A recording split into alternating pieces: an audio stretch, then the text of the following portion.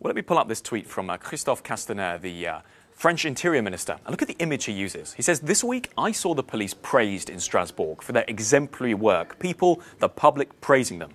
But then he says, "This weekend, are we really going to go back to seeing people throwing stones at them?" Referencing, of course, the past violent clashes we saw between protesters and the police. The fact these two images can happen in 1 week, well, he says he won't stand for that. And the French government very much saying, stay at home to protesters, saying we have engaged in dialogue now, let's end the protest. But that message of stay at home, well, it's whether or not people are listening to that. That is the key question. And this movement really driven on social. I want to bring Emmanuel in here from our team in the Cube. Emmanuel, you've been looking at this movement on social since the beginning. Are people now planning to stay home? No. Absolutely not. Let's pull up that event that we found earlier today. So this is a group, they started an events page, and there are 10,000 people that say they are interested in mobilizing in Paris tomorrow. And 66,000 people say that they're interested. Sorry, 10,000 people are going. And just look at that top image there. It's not exactly the most peaceful image, Nothing. is it? But you were on the ground last weekend in Paris. What did you see? Yeah, I would just want to pull up one of those photos, actually, of the riot police. So it was military-grade organization last weekend. They had police blocking off every single street leading into the Champs-Élysées, containing people.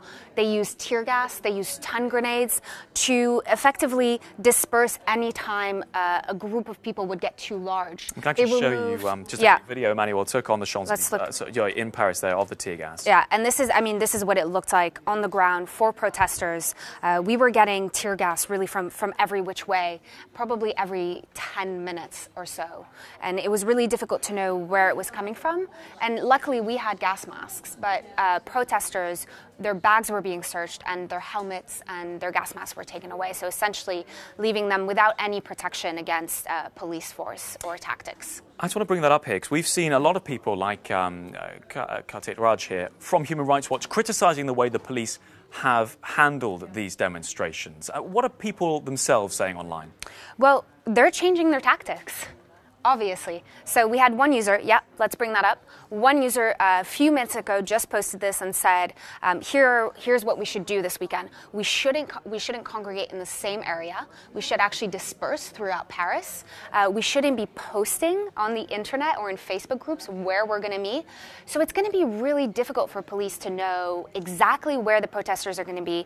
And there also, something else that we saw which was interesting and different this time, is they're going to have volunteers filming police. Looking for any potential police actions that might be violent or clashes there. Well, as you can see, we're getting from social a sense that Act 5, people are certainly ready and preparing.